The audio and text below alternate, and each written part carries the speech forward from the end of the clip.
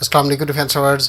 Friends, defence updates में रूस की जानिब से तुर्की को $15 अरब की रकम ट्रांसफ़र किए जाने की खबर पर बात करेंगे। अमेरिका की जर्मनी के लिए $8 अरब की डील की मंजूरी, पाक आर्मी को चाइनीज़ साख्ता Z10 हेलीकॉप्टर्स की मुमकिन डिलीवरीज, तुर्की, इंडिया और रूस समेत दीगर अहम बैन अल-अक़वामी दिफाई खबरें भी इस वीडियो में शामिल होंगी। So let's start.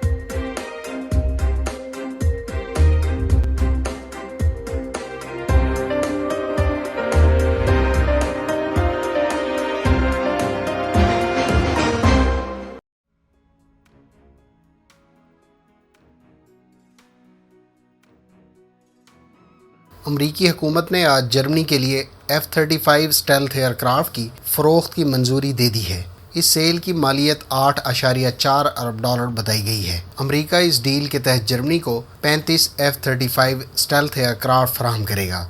जर्मनी ने यूक्रेन जंग के तनाजुर में अपनी एयरफोर्स को जदीद एयरक्राफ्ट से इक्विप करने के लिए F-35 खरीदने का ऐलान मार्च में किया था। इन तैयारों से जर्मनी के ज़ेर इस्तेमाल एजेड टोर्नेडो तैयारों को रिप्लेस किया जाएगा। इस डील में AMRAAM air to air missile के लेटेस्ट वर्जन, GBU-53 स्मॉल डायामीटर बॉम्ब्स और joint air to surface stand off missiles और ज्वाइंट अटैक डायरेक्ट मिनिशन के अलावा AIM-9X साइड वाइंडर मिसाइल शामिल हैं।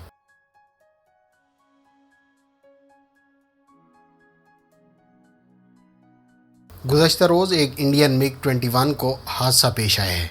इस हादसे के नतीजे में दोनों पायलट हलाक हो गए। ये एयरक्राफ्ट मामूल की तरबियती परवाज़ पर था जब रात को 9:10 पर यह हादसे का शिकार हुआ। इधर इंडियन एयरफोर्स ने MiG-21 का एक मज़ीद स्क्वाड्रन सितंबर में रिटायर करने और पूरे फ्लीट को 2025 तक रिटायर करने का ऐलान किया है। इतलात के मुताबिक इंडियन एयरफोर्स की सर्विस में 1971-72 में शामिल होने वाले MiG-21 के 400 से ज़ायद तैयारे गिर कर तबाह हो चुके हैं। इन हादसात में 200 पायलट्स और 50 के करीब दीगर अफराद भी हलाक हुए।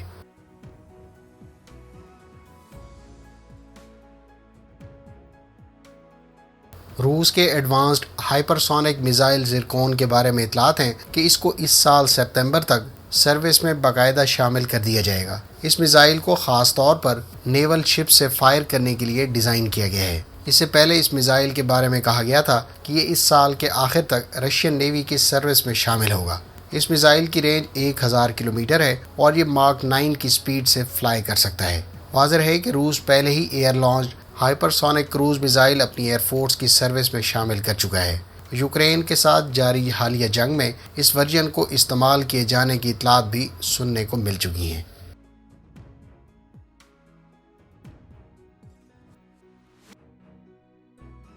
फ्रेंड्स, इतलात के मुताबिक पाक आर्मी अगले साल के शुरू में चाइनीज़ साख्ता Z10 अटैक हेलीकॉप्टर का ME वर्जन हासिल कर लेगी। इससे पहले पाक आर्मी इसका बेस वर्जन टेस्ट कर चुकी है, जबकि ME वर्जन की मुबैना टेस्टिंग की खबरें कुछ अर्सा पहले सुनने को मिली थी। Z10 ME में 6 मेजर चेंजेस की गई हैं, जिस पर हम डिटेल वीडियो आपके साथ पहले ही शेयर कर चुके हैं। फ्रेंड्स, मेरे ख्याल से अगर पाक आर्मी वाकई ही इस ऑप्शन को एक्सरसाइज करने जा रही है तो इस सूरत में इस हेलीकॉप्टर को गालबन अमेरिकन AH-1Z के मुतबादिल के तौर पर अक्वायर किया जा रहा है, जबकि तुर्की से शायद ज़्यादा तादाद में अटक 2 हैवी गनशिप हेलीकॉप्टर की ऑप्शन कंसीडर की जाए, जो यकीनी तौर पर 2023 के बाद ही मुमकिन हो सकेगी। इधर चीन ने Z10 हेलीकॉप्टर को आर्मी की हांगकांग गैरिजन की सर्विस में शामिल कर दिया है। 28 जुलाई को जारी करदा फुटेज में Z10 के K वर्जन को हांगकांग गैरिजन के फ्लीट में दिखाया गया है।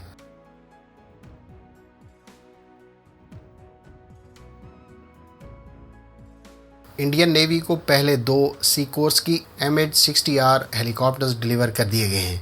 इस सिलसिले में तीसरा हेलीकॉप्टर अगस्त के एंड पर डिलीवर किया जाएगा। इंडिया ने अपनी नेवी के लिए टोटल 24 MH-60R हेलीकॉप्टर्स ऑर्डर कर रखे हैं, जिनकी डिलीवरी 2025 तक मरहलावार मुकम्मल होगी। इस हेलीकॉप्टर को ख़ास तौर पर एंटी सबमरीन वारफेयर और मैरीटाइम रोल में इस्तेमाल किया जाता है। वाज़ेह है कि इंडियन नेवी आहिस्ता आहिस्ता मुख्तलिफ एसेट्स के हवाले से अमेरिकन वेपन्स और सिस्टम्स पर शिफ्ट हो रही है। इसी तनाजुर और अमरीका के साथ इंडो पैसिफिक इत्तेहाद को लेकर मुमकिन तौर पर अमरीकी F-18 इंडियन नेवी की अगली एक्विजिशन हो सकता है। इससे पहले इंडियन नेवी बोइंग कंपनी का तैयार करदा P-8 Poseidon maritime petrol aircraft भी इस्तेमाल करती है।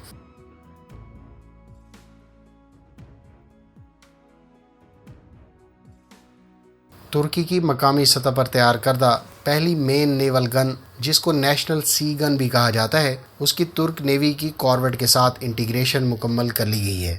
MKE کمپنی کی تیار کردہ 76 ملی میٹر اس گن پر اب پورٹ اور سی ایکسیپٹنس ٹیسٹ کنڈکٹ کیے جائیں گے۔ متوقع طور پر اس گن پر تمام طرح کے ٹیسٹ اگلے 3 ماہ میں مکمل کر لیے جائیں گے۔ اس کے بعد پھر اس کی میس پروڈکشن شروع کی جائے گی۔ اس سے پہلے ترکی اور بہت سے دیگر ممالک اپنی شپس پر زیادہ تر اٹیلین کمپنی لیونارڈو کی تیار کردہ گنز استعمال کرتی ہیں۔ تاہم اس گن کی فائنل پروڈکشن کے بعد بہت سی مقامی اور ایکسپورٹ شپس کے لیے اس گن کو استعمال کیا جا سکتا ہے۔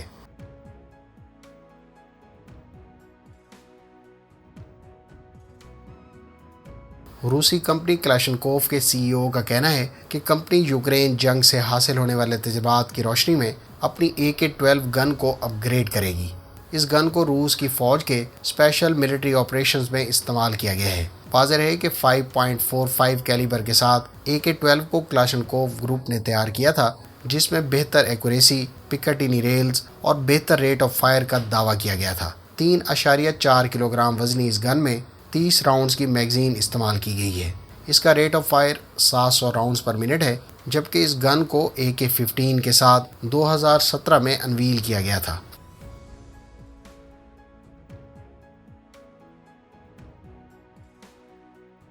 فرینڈز، مغربی میڈیا سورسز کا دعویٰ ہے کہ روس ترکی میں نیوکلیئر پاور پلانٹ کی تعمیر کے لیے $15 ارب سے زائد کی رقم خرچ کر رہا ہے۔ اس سلسلے میں روسی کمپنی نے ترکی کو گزشتہ ہفتے $5 ارب ٹرانسفر بھی کر دیے ہیں۔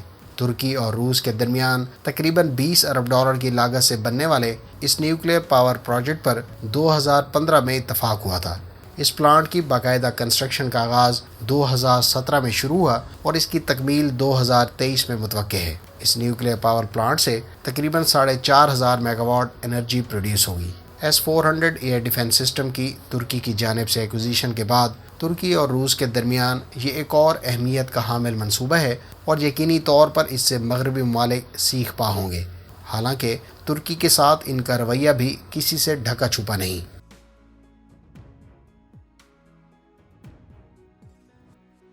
امریکہ اور چین کے صدر کے درمیان 2 گھنٹے ویڈیو لنک کے ذریعے ملاقات ہوئی ہے۔ دونوں بڑی طاقتوں کے ہیڈز آف اسٹیٹ کے درمیان یوکرین پر روسی حملے سمیت متعدد معاملات پر تبادلہ خیال ہوا۔ امریکی کانگریس کی اسپیکر نینسی پیلوسی کے مجوزہ دورہ تائیوان پر چین نے تحفظات کا اظہار کرتے ہوئے خبردار کیا ہے کہ اس کے سنگین نتائج برآمد ہو سکتے ہیں۔ واضح رہے کہ چین نے ابھی تک روسی حملے کی مذمت نہیں کی۔ وائٹ ہاؤس کے ترجمان کا اس ملاقات کے بعد بیان میں کہنا تھا کہ امریکہ چین کے ساتھ کئی اہم ایشوز پر بات چیت کے دروازے کھلے رکھنا چاہتا ہے۔ چین نہ صرف خطے بلکہ عالمی سطح پر ایک بڑی معیشت ہے اور 2 طرفہ تعلقات سے ایک دوسرے کے خیالات کو سمجھنے کا موقع ملتا ہے۔